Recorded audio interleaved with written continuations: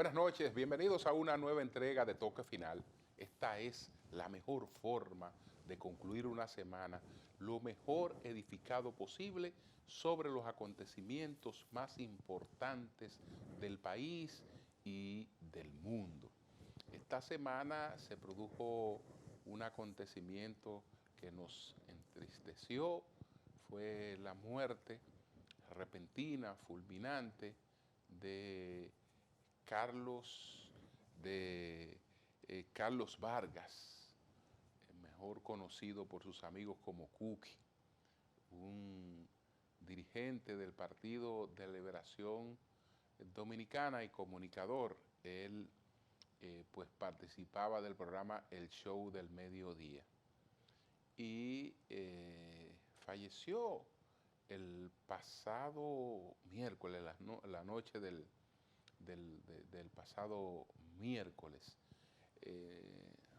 Pasan cosas después de la pandemia del COVID, sobre todo las personas que han tenido alguna morbilidad, y entonces él sí había tenido una historia cardíaca un tanto comprometida. De hecho tenía un stent desde hace años.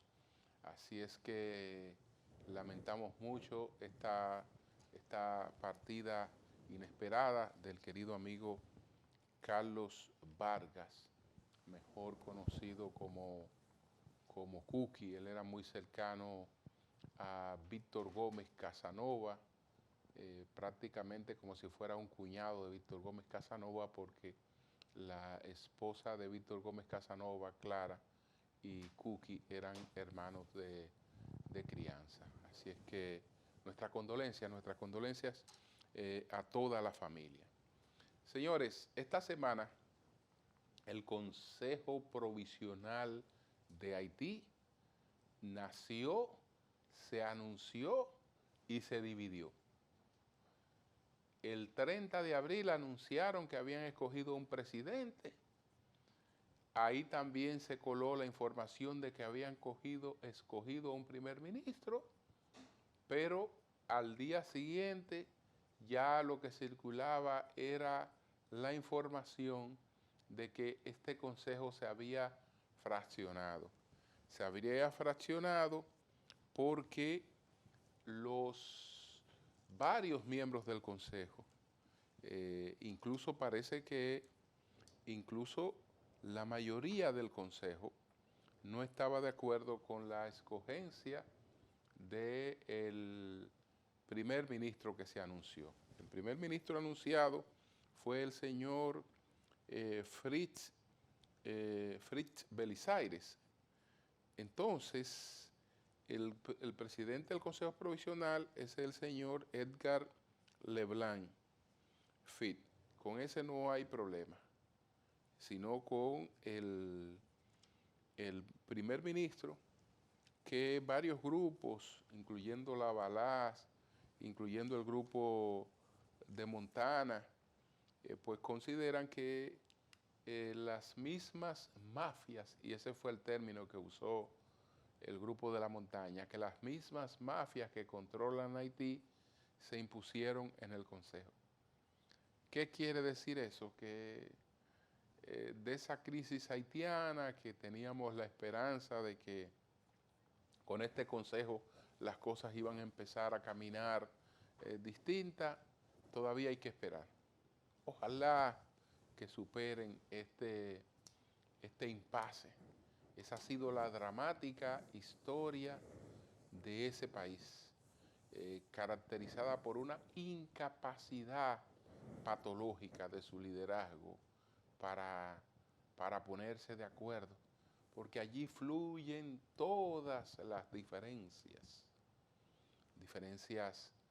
de clase, porque la gente se entiende que son de procedencias y clases sociales distintas, y eso pesa más en Haití que en la República Dominicana. El tema de las diferencias raciales pesa mucho en Haití. ve en Haití dos personas afrodescendientes y no son dos afrodescendientes. Uno es un mulato y otro es un negro, aunque sean negros los dos. Todo depende de la, sus orígenes sociales. Y todo eso fragmenta y divide a esa sociedad de manera, pues, increíble. Pero nosotros tenemos que apostar porque haya una salida. Ojalá que ellos puedan superar este impasse. Entonces, vamos a hacer una pausa. Al regreso, ¿cuáles fueron los temas más importantes de esta semana? Adelante.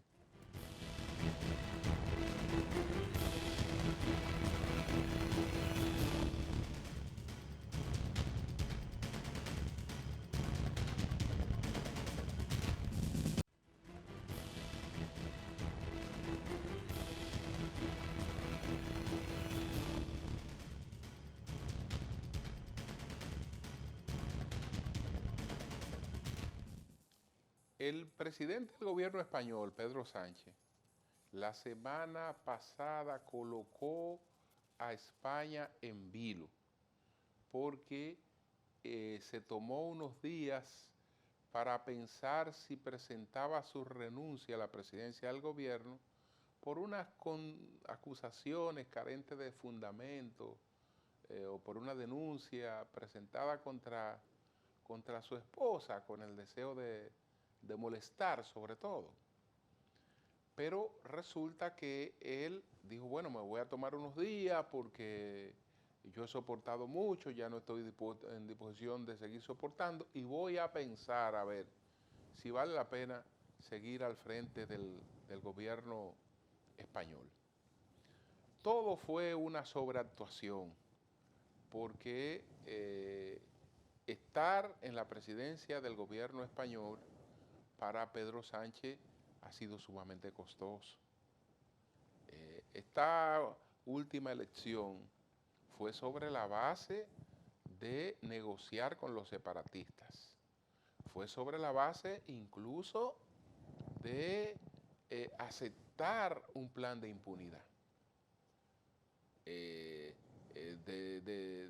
un programa de indultos para personas que estaban procesadas, juzgadas y condenadas en España. Entonces, nadie que ha tenido que dar tanto para lograr una posición la va a abandonar por un caso menor.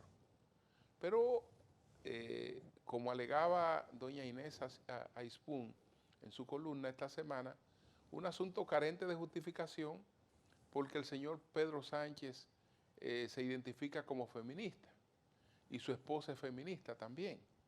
De manera que si es a la esposa que es feminista y las mujeres feministas son mujeres empoderadas que entienden que un hombre no tiene que estar asumiendo la defensa de ellas, porque ellas se pueden defender, entonces él actúa como un macho patriarcal. Me están atacando a mi mujer y en función de eso yo voy a ver lo que voy a decir, porque yo la quiero demasiado.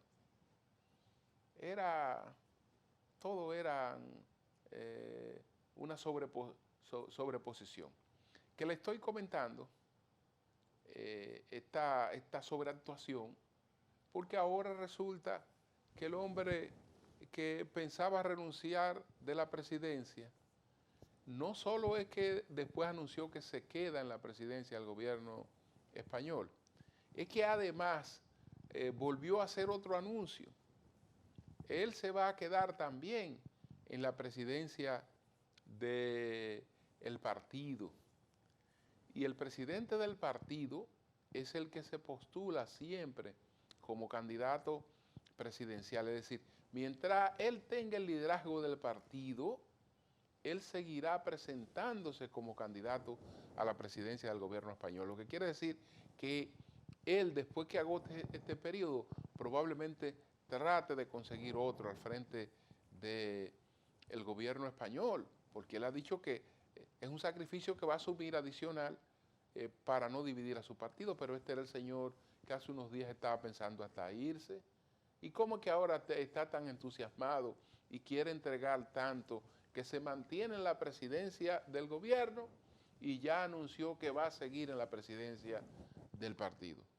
Entonces, yo creo que a veces, por más hábil que uno sienta, hay que calcular ciertas estrategias, porque eh, la gente cuando un político toma una posición debe tomársela en serio.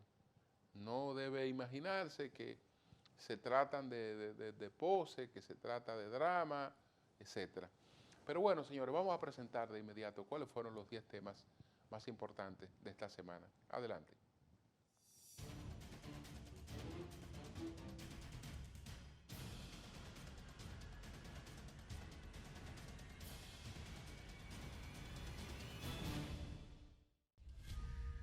Con la ausencia de los antecesores opositores en las principales plazas del país, las nuevas autoridades municipales tomaron posesión de sus nuevos cargos, prometiendo hacerle frente a la basura, construcción de obras y más planificación para sus demarcaciones. Oficialmente fueron posesionados 3.849 funcionarios y funcionarias que encabezarán las administraciones de los 158 municipios y 235 distritos municipales que posee la nación. En Santiago, el nuevo alcalde Ulises Rodríguez, del partido gobernante, fue juramentado al frente de la alcaldía, sin la presencia de su antecesor Abel Martínez, quien pertenece al Partido de la Liberación Dominicana, mientras que en Santo Domingo Norte fue posesionada como alcaldesa la exdiputada Betty Jerónimo, en un acto en el que se ausentó Carlos Guzmán, es miembro de la Fuerza del Pueblo, quien le precedió por 4 años en el cargo. En Los Alcarrizos pasó lo mismo. El pasado alcalde, Cristian Encarnación, del Partido Revolucionario Dominicano PRD, no asistió a la juramentación del edil Junior Santos del PRM. En tanto, en Santo Domingo Este, el municipio más grande, Dio Astacio tomó cargo de sus nuevas funciones como alcalde en un acto en el que su antecesor, Manuel Jiménez, asistió, pero irrumpió la toma de posesión al insistir en presentar su informe financiero de ingresos y gastos, pero se retiró por diferencias en el programa de la actividad. Otro nuevo alcalde juramentado fue Francisco Peña, del partido oficialista, quien vuelve a dirigir la municipalidad en Santo Domingo Este por 4ª vez. En tanto, la alcaldesa del Distrito Nacional, Carolina Mejía, asumió un nuevo periodo y anunció que para este cuatrenio su administración se concentrará en la construcción de obras y la planificación de la ciudad. El presidente Luis Abinader resaltó los avances en materia de empleabilidad y reducción de la pobreza que asegura ha habido en lo que lleva de gestión. Al hablar en la semanal con la prensa, la cual se desarrolló con el tema Más empleos, mejores salarios, el mandatario afirmó que la reducción que ha tenido la pobreza en el país se debe a los aumentos salariales que se han hecho en esta gestión. El 56% de la reducción de la pobreza que hemos mostrado, que presentó el MEPIT y que hemos insistido en nuestros pronunciamientos en los últimos meses, se debe al aumento del ingreso laboral per cápita, es decir, al aumento de los salarios, y agregó que por eso la pobreza ha disminuido en 4.66% y agregó que por eso la pobreza ha disminuido en 4.66% según el MEPIT. Del 2019 al 2023, Abinader indicó además que a febrero de este año el país tenía la cobertura del quintil más bajo, que es la canasta Q1, con el salario mínimo de las grandes y medianas empresas. Es decir, que ya el salario mínimo de las grandes empresas cubre el 92.9% de la canasta básica y de las medianas el 85.2%, que es el nivel más alto en la historia de nuestro país. De igual forma, el gobernante resaltó que desde 2020 a la actualidad hay 657.527 empleos totales entre los recuperados tras la pandemia y los nuevos creados, de acuerdo al Banco Central, y destacó que entre los nuevos empleos hay 168.279 jóvenes empleados formales, adicionales a los encontrados en 2020. El jefe de Estado destacó que entre los nuevos empleos hay 168.279 jóvenes empleados formales, adicionales a los encontrados en 2020. Abinader resaltó asimismo que en su gestión se han producido 2 aumentos generales de salario a 23 sectores no sectorizados y 2 aumentos de salarios mínimos generales. En ese sentido, manifestó que si nos vamos al crecimiento real del salario, ha sido de un 9.6%.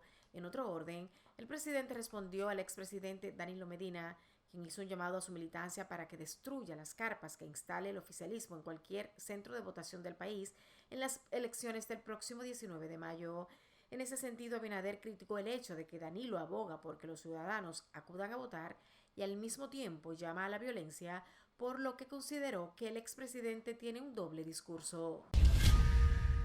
La destitución inmediata del jefe de la Policía Militar Electoral, la intervención de varias juntas electorales y la entrega de la relación de las personas que votaron en las elecciones de febrero a fin de evitar una abstención masiva en los comicios del 19 de este mes, forma parte de los reclamos de los partidos de oposición a la Junta Central Electoral, los partidos de la Liberación Dominicana PLD, Revolucionario Dominicano PRD y la Fuerza del Pueblo, que conforman Alianza Rescate RD, calificaron de preocupante que a 50 días de hacer esas y otras solicitudes, la Junta no le dé respuestas. La queja la presentaron el pasado miércoles los delegados de esas organizaciones, Danilo Díaz del PLD, Janet Camilo del PRD y Manuel Crespo de la Fuerza del Pueblo. Dijeron estar altamente preocupados porque la Junta Central Electoral haya ignorado ese pliego de demandas firmadas por 5 candidatos presidenciales y 9 partidos. Son interés para evitar que se repitan bochornosos hechos antidemocráticos como en las elecciones de febrero pasado. Cambiar al director de la Policía Militar, Mayor General Juan José Otaño, es una de las urgencias que esperan los partidos opositores, porque según dijo Danilo Díaz, fue ese oficial que estuvo cuando ocurrieron los hechos en los recintos electorales que funcionan en el país, con la existencia de carpas, la compra de voluntades y de cédulas por parte del partido de gobierno. El presidente del Tribunal Superior Electoral y legisladores de distintas bancadas externaron su preocupación por el llamado que hiciera el expresidente Danilo Medina a sus seguidores para que destruyan las carpas que instalen frente a los centros de votaciones de cara a las elecciones del 19 de mayo. Los congresistas piden al exmandatario a que se retracte de sus declaraciones. Faltando menos de 3 semanas para los comicios presidenciales y congresuales, los ánimos se caldean en el ámbito político y las tensiones aumentan con las declaraciones de Medina, quien no solo llamó a los PLDistas a destruir carpas del PRM. Ante esto, el presidente del Tribunal Superior Electoral, Ignacio Pascual, mostró su preocupación y llamó a la reflexión. De igual forma, legisladores de distintos partidos políticos también rechazaron las declaraciones del 2 veces presidente de la República al asegurar que con ello se incita a la violencia. El expresidente de la República instruyó el pasado domingo a los simpatizantes del PLD a destruir las carpas de organizaciones políticas instaladas frente a los recintos electorales, puesto que las considera ilegal y que son utilizadas para comprar cédulas. Tras las huelgas llevadas a cabo por profesores tanto en Santo Domingo como en otras provincias del país, en demanda de un aumento salarial de un 20%, el Ministerio de Educación anunció el aumento del 8% al salario base de todos los docentes a partir del 1 de mayo de 2024. Ese aumento implica 5.174.5 millones adicionales en lo que resta del año y en el 2025 7.474.2 millones aproximadamente. La Asociación Dominicana de Profesores ADP realizó el pasado miércoles 18 concentraciones regionales en demanda de aumento salarial y otras reivindicaciones. Eduardo Hidalgo, presidente del gremio, dijo que en el Gran Santo Domingo los profesores marcharon junto a otras 14 organizaciones hacia el Ministerio de Trabajo para exigir además pensiones, rebaja del alto costo de la vida, entre otras demandas. Este es el segundo paro de labores del gremio que agrupa a los maestros en menos de una semana, ya que el pasado 23 de abril dejaron las aulas para protestar frente a la sede del Ministerio de Educación. El presidente de la ADP manifestó que además de conmemorar el Día del Trabajo, en el caso de los profesores, exigen nombramiento de más educadores, personal de limpieza y terminación de unas 500 escuelas que están a medio construir. El primer tribunal colegiado del Distrito Nacional varió la medida de coerción a la pastora Rosy Guzmán y le otorgó libertad condicional. La presidenta del tribunal acogió solicitud de variación de la medida de coerción que hizo la imputada en el caso Coral y le retiró la prisión domiciliaria y el uso de grillete que tenía impuesto la señalada como testaferro de la trama de corrupción que se habría orquestado a través del Cuerpo de Seguridad Presidencial CUSEP y el de Seguridad Turística SESTUR. Guzmán solo tendrá impedimento de salida del país, para lo que necesitaría la autorización del tribunal y la garantía económica de 50 millones de pesos a través de una aseguradora. La pastora Rosy Guzmán figura entre los principales imputados en la Operación Coral, a quienes se les atribuye la distracción de fondos públicos desde 2012 al 2020 con compras de raciones de alimentos, combustibles y en el nombramiento de policías y militares a los cuales se les pagaba menos del 30% del salario y el restante se quedaba en las manos de la red, también de sustraer los fondos de inteligencia del CUSEP y CESTUR para la red quedarse con esos recursos. La jueza argumentó que la prisión que pesa sobre la imputada, que en este mes de mayo cumplirá 3 años con dicha medida, es desproporcional. El Día del Trabajador o Día del Trabajo o Fiesta del Trabajo o 1 de Mayo es un gran homenaje a una de las luchas sindicales más importantes de la historia, gracias a la cual los trabajadores tienen derechos que hoy se consideran tan básicos como una jornada laboral de 8 horas. El año 1886 puede parecer lejano, pero lo cierto es que no hace tanto desde aquellas protestas que hicieron que las 8 horas laborales fueran una constante.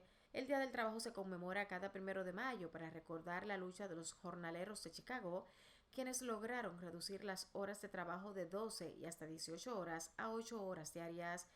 El 1 de Mayo de 1886, numerosos trabajadores, anarquistas, sindicalistas y socialistas se pusieron de acuerdo para convocar una serie de protestas con el fin de exigir una reducción de las largas jornadas laborales que en Estados Unidos solo contaban con una prohibición por aquel entonces. Una persona no podía trabajar más de 18 horas seguidas sin causa justificada. El 1 de Mayo de 1886, casi 340.000 trabajadores confluyeron en la protesta por la reducción de la jornada laboral. Unos 190.000 se declararon en huelga, mientras otros 150.000 participaron de las acciones. Se estima que 45.000 personas se movilizaron en Nueva York, 32.000 en Cincinnati y 4.700 en Boston, pero en ningún lugar se alcanzó la magnitud de Chicago. 90.000 habitantes salieron a las calles y hubo un cese de actividades en la industria y el transporte. Pero fue en la protesta de la planta de cosechadoras McCormick donde estalló la violencia el 3 de mayo para contrarrestar las protestas. La policía abrió fuego contra los huelguistas. En aquella operación murieron al menos 2 personas. Durante los años siguientes, casi el 70% de los trabajadores del país logró algún acuerdo sobre horas o salarios y los ecos de esta reivindicación se repitieron en otros lados. El 1 de Mayo es el único día verdaderamente universal de la humanidad entera, el único día donde coinciden todas las historias y todas las geografías, todas las lenguas y las religiones del mundo. Cabe señalar que en Estados Unidos, Canadá y otras naciones no se conmemora este día. En su lugar, se celebra el Labor Day el primer lunes de septiembre. Como se esperaba, Pedro Sánchez anunció el pasado lunes que seguirá al frente del gobierno español tras amagar con una renuncia a causa de una denuncia de corrupción contra su esposa Begoña Gómez. El presidente del gobierno español puso punto final a la incertidumbre que él mismo despertó el pasado miércoles, cuando comunicó que se tomaría 5 días para reflexionar si continuaba o no al frente del país en medio de las acusaciones de corrupción contra su esposa. Sánchez había anunciado en una sorpresiva carta que cancelaba todos sus compromisos públicos hasta el pasado lunes 29 para revelar si dimitiría o no a causa de los ataques de la oposición a su esposa por su presunta relación profesional con empresas que recibieron ayudas públicas. He decidido seguir con más fuerza si cabe, desafió Sánchez en un mensaje desde el Palacio de la Moncloa. Sánchez le ha tomado el pelo a los españoles con su amago de dimisión tras 5 días de silencio, estimó el líder del opositor PP, Alberto Núñez Feijó. El jefe del gobierno español mencionó como claves para su decisión las manifestaciones en Madrid y otros puntos de España el pasado fin de semana, que sin embargo no fueron masivas como esperaba, y planteó que habían influido decisivamente en su reflexión y criticó los bulos deliberados de la oposición. El expresidente de Uruguay, José Mujica, anunció el pasado lunes que le fue detectado un tumor en el esófago y que su condición de salud actual le hace complicado seguir los tratamientos regulares contra el cáncer. En una conferencia de prensa del grupo político liderado por Mujica, Movimiento de Participación Popular MPP, el exmandatario de 88 años dijo que sus médicos están evaluando cómo proceder ante este escenario. Está algo obviamente muy comprometido Es doblemente complejo en mi caso porque padezco una enfermedad inmunológica hace más de 20 años que me afectó, entre otras cosas, los riñones, continuó, lo cual crea obvias dificultades para técnicas de quimioterapia, de cirugía. Todo eso lo están evaluando los galenos, haciendo análisis celular, indicó Mujica. Mujica gobernó Uruguay entre 2010 y 2015, periodo en el que adquirió una gran popularidad a nivel internacional por su modo modesto de vida. Llegó a ser llamado por sus simpatizantes el presidente más pobre del mundo. Renunció a su cargo de senador en 2018. En su mensaje, con el buen humor que le caracteriza, dijo que no es la primera vez que la parca anduvo rondando el catre. Asimismo, en un mensaje a los jóvenes, dijo que la vida es hermosa y se gasta y se va. La cuestión triunfal en la vida es volver a empezar cada vez que uno cae. Estoy agradecido y al fin y al cabo que me quiten lo bailado, concluyó. Finalmente, un anuncio inesperado que reveló al nuevo primer ministro de Haití amenazaba con fracturar el recién instaurado Consejo de Transición encargado de elegir nuevos líderes para el país caribeño, castigado por la violencia de las pandillas.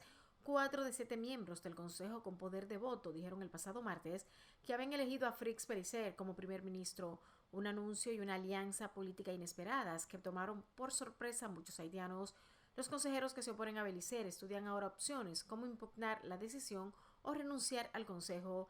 El acuerdo de Montana, un grupo de la sociedad civil representado por un consejero con derecho a voto, condenó que las fuerzas de la mafia económica y política han decidido tomar el control del Consejo Presidencial y el gobierno para que puedan seguir controlando el Estado, afirmó el grupo.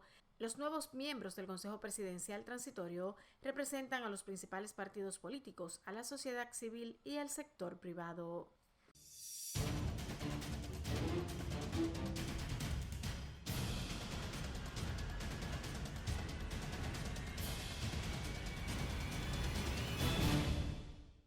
Bien, una pausa, retornamos en breve.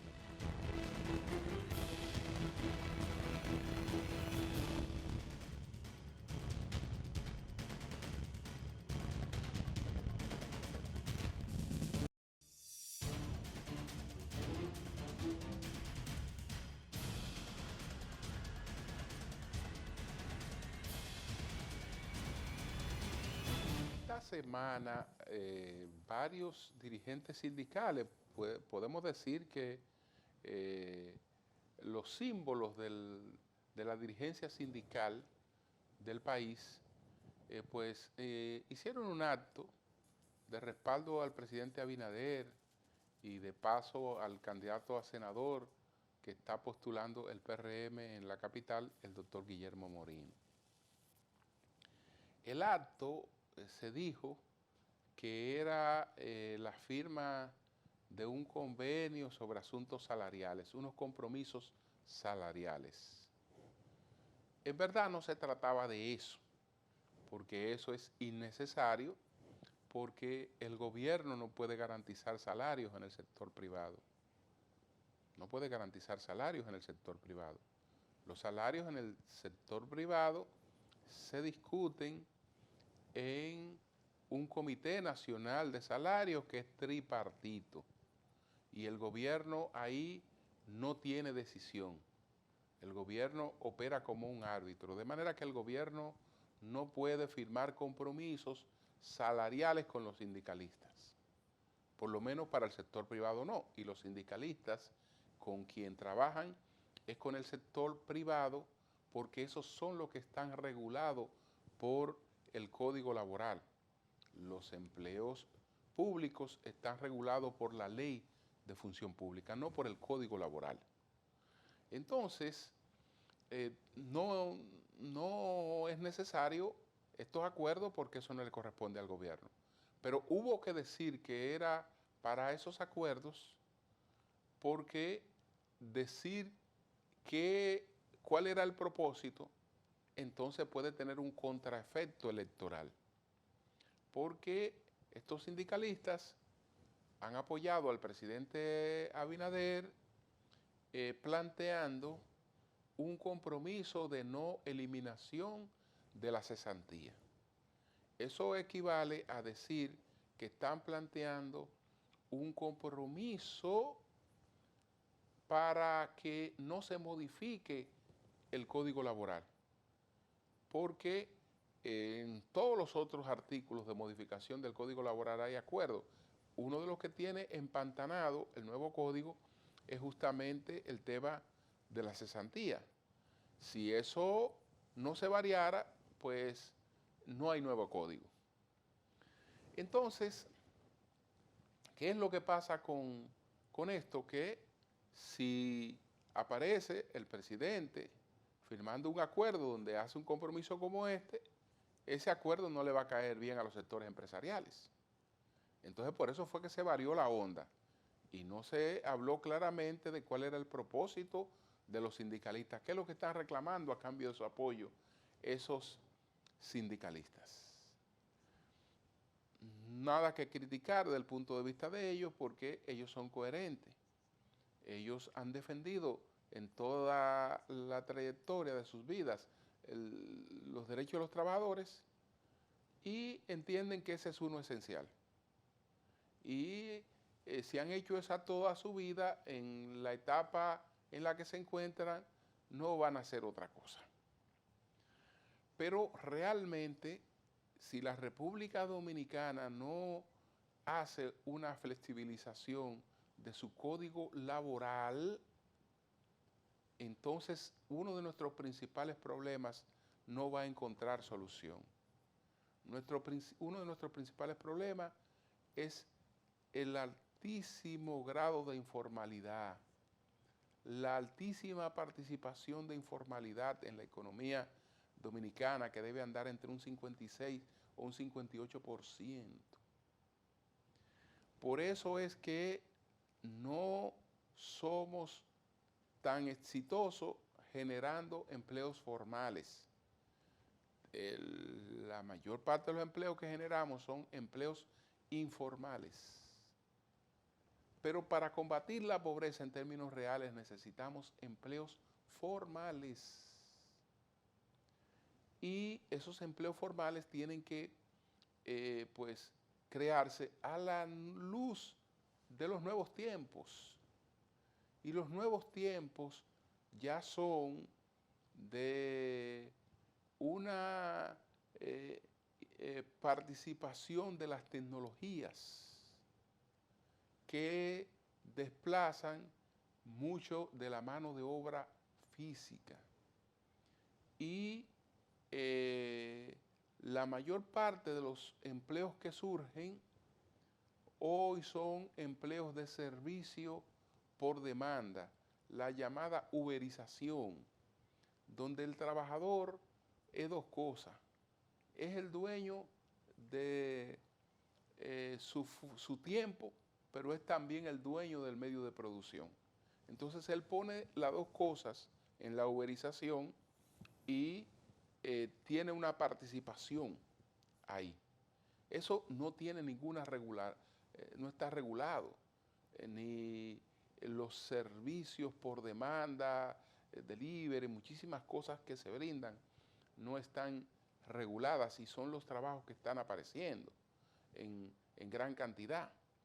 Entonces, tenemos congelado el tema de la cesantía. El tema de la cesantía impone a las empresas una carga que es insoportable. Por eso, muchas que se fueron a la formalidad volvieron a la informalidad. Y las que están en la informalidad no quieren venir a la formalidad porque no les resulta rentable. Entonces hay que buscar el mecanismo de que esa economía informal se transforme en gran medida en economía formal y con eso que mejore la calidad del empleo, los ingresos, el trato a los trabajadores, pero eso no se va a lograr con ese código que tenemos en la República Dominicana. Y los trabajadores o los sindicalistas han buscado que el gobierno se comprometa a no hacer esa modificación. Naturalmente eso no se puede decir en un documento porque crea otras situaciones. Tal vez el gobierno sencillamente ha aceptado su apoyo y llegado el momento hará lo que más le convenga al país. Eso esperamos, eso esperamos. Entonces, señores, una pausa. Al retorno, vamos a presentar las 3 preguntas que versan precisamente sobre el tema del empleo y la calidad de ese empleo. Y estaremos conversando en las 3 preguntas con el economista Henry Ebrard. En breve.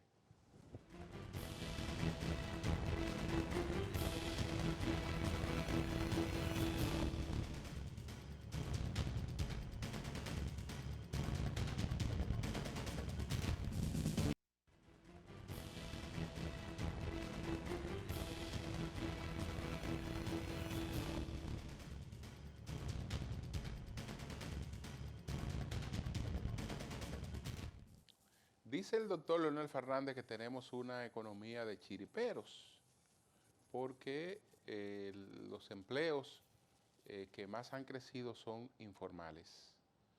Entonces, el presidente Abinader, por otra parte, sustenta que ha habido un crecimiento de los empleos formales y hay una discusión sobre esa base.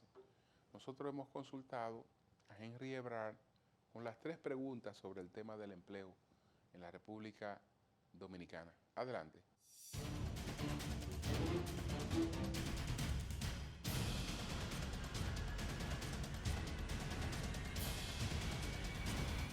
¿Cuál es la realidad del empleo en la República Dominicana? ¿Hay o no más empleos formales que antes de la pandemia? ¿Cuál ha sido la expansión del empleo formal? Cómo no, mire, yo sé que este tema ha sido bien debatido, por lo que es importante finalmente cuáles son las estadísticas que utilizar y cuáles son las fechas. Antes del COVID, de acuerdo a la encuesta nacional continua de fuerza de trabajo del Banco Central, se había alcanzado un pico de empleo de 4.716.189 empleos, de los cuales empleos formales estaban 2.133.399. Eso fue el pico de empleo antes del COVID. Ahora bien, eso fue un corte a diciembre del 2019. Considero que es válido no usar esta fecha de diciembre de 2019, sino la de marzo 2020, porque realmente es la fecha a partir de la cual empieza a caer el empleo por el COVID. ¿Qué pasa? Que durante el año 2019 hubo una crisis importante en el sector turismo que ha hecho bajar el empleo a partir de mitad del año 2019 hasta marzo de 2020, y esta baja no es atribuible al COVID. Si tomamos entonces marzo 2020, la cantidad de empleos que había justo antes de arrancar el efecto COVID estaba en 4.605.874, de los cuales empleos formales 2.074.425, con una tasa de informalidad de un 55%. ¿Cuál es la realidad a hoy? Si tomamos el corte, el último disponible del Banco Central, que es diciembre del 2023, la cantidad de empleo que estaba en 4.605.874 justo antes del COVID, está hoy en día en 4.952.977. Quiere decir que la cantidad de empleos se recuperó y creció en 347.103, o sea, un 7.5% por encima del corte antes del COVID. En cuanto a empleos formales, de los 2.074.425 formales justo antes del COVID, a diciembre de 2023, la data del Banco Central es de 2.141.083, o sea, 66.658 puestos formales adicionales. Si tomamos el primer trimestre de 2024, para los cuales tenemos datos disponibles de la CIPEN y de la Tesorería de la Seguridad Social, durante este primer trimestre de 2024 han seguido creciendo los empleos formales en torno a 33.400, por lo que al cierre del primer trimestre de 2024 podemos decir que la cantidad de empleos formales se encuentra más o menos unos 100.000 empleos por encima de donde estaba a marzo 2020, justo al inicio del COVID. ¿Por qué crecen más los empleos informales que los formales ¿Y qué debe ocurrir para que la reducción de la pobreza no sea producto del incremento de las ayudas sociales, sino del empleo? Mira, el tema de la informalidad es un enorme reto para la economía dominicana. No es un tema nuevo, es un tema que viene desde muy atrás y que yo creo que tiene dos vertientes que hay que analizar. Una que tiene mucho que ver con sectores de actividad, donde hay sectores de actividad altamente informales en la República Dominicana, que es el caso de sectores tan sensibles como los sectores de la agricultura, con 87% de informalidad, sector construcción, un 86% de informalidad, comercio, 64%, turismo, 54%, y transporte, 71%. Eso quiere decir que ahí son realidades que tienen que ver propiamente con la dinámica de esos sectores y habría de aportar a través de la posible nueva agenda de reforma a partir de después de las elecciones, se debería de atacar en cada uno de los sectores las causas de las informalidades que son multifactoriales. Ahora bien, si hay una realidad, es que el costo de cumplimiento para ser formal es muy alto, especialmente para las micro y pequeñas empresas. Pagar una tasa de impuesto a la renta de un 27% aleja a mucha gente, al igual que el tema de la seguridad social, para que la gente vea un incentivo a formalizarse. Una nueva reforma fiscal debería de buscar una tasa de entrada mucho más baja para que las empresas chiquitas puedan formalizarse. Lo mismo, el costo de cumplimiento también es muy alto porque es sumamente complicado cumplir con el tema de la fiscalidad en la República Dominicana. Por lo que yo entiendo que solamente a través de un conjunto de reformas en el aspecto laboral, en el aspecto fiscal y en el aspecto de la seguridad social, se pudiese reducir las tasas actuales de informalidad. Para cerrar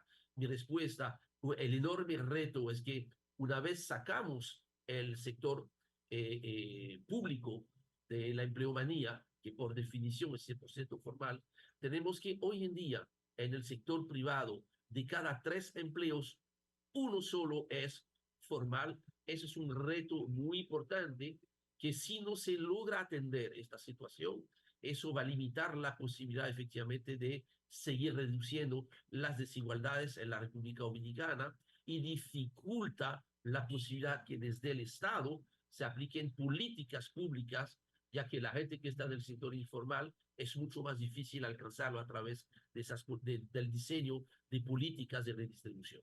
¿Cómo evalúa las tarifas salariales del país en función de la inflación y qué tan aparejadas están con la canasta básica? ¿Cómo no? ¿Cuáles son los datos disponibles? Ahí tenemos que tomar datos de salario publicados mensualmente por la Superintendencia de Pensión, la CIPEN, muy parecido a la serie de la Tesorería de la Seguridad Social, de hecho, y comparar con los datos de inflación y de costos de canasta que publica el Banco Central. ¿Qué tenemos? En los pasados 12 meses, de acuerdo a los datos de la CIPEN, el salario promedio reportado por las empresas formales ha pasado de 31.154, eso es al cierre de marzo 2023, a en la actualidad al cierre de marzo 2024, en 34.356 pesos. Quiere decir que el salario promedio ha ido subiendo en un 10.3% en los pasados 12 meses, que si lo comparamos con la inflación durante el periodo 3.4%, o la inflación de la canasta de los alimentos 5.1%, uno pudiera decir que dentro de los pasados 12 meses ha habido cierta mejora, cierta recuperación en el poder adquisitivo. Lo que pasa es que es una recuperación parcial después de una situación muy complicada, ¿no? La enorme elevación del costo, especialmente los alimentos. Por eso, si tomamos un referente más largo, desde septiembre del 2020 hasta marzo del 2024, para tener ya un periodo prácticamente de 4 años completo y que corresponde a la nueva definición de la canasta de bienes y servicios del Banco Central, tenemos datos interesantes. El salario promedio de la CIPEN subió 32.1% durante este periodo, al pasar de 25.998 pesos mensual a 34.356. 32.1%. En este mismo periodo, la tasa de inflación subió 27.5%. Pero ahí, ¿dónde está el problema?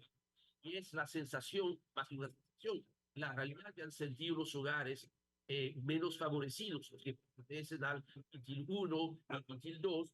El costo de la canasta de los alimentos ha subido un 38.9%, o sea, más de 6 puntos por encima de lo que ha sido el crecimiento de los salarios. Finalmente, como último referente, es interesante observar que en cuanto a salario mínimo, el promedio de un salario mínimo, lo que se define como el salario cotizable de la TCS, subió en este mismo periodo de agosto 2020 a la fecha, marzo 2024, en un 40.5%, o sea, pasó de 13.842 a 19.449 pesos. Quiere decir que a nivel de salario mínimo hubo una recuperación muy por encima de la inflación, 13 puntos, pero si vemos, si comparamos versus la inflación de los alimentos, realmente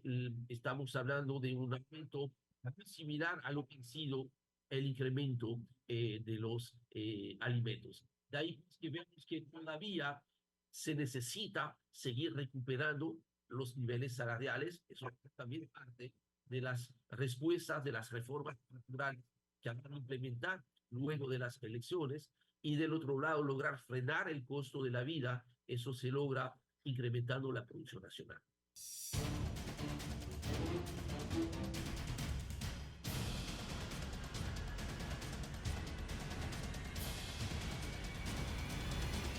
Bueno, señores, vamos a una pausa. Retornamos en breve.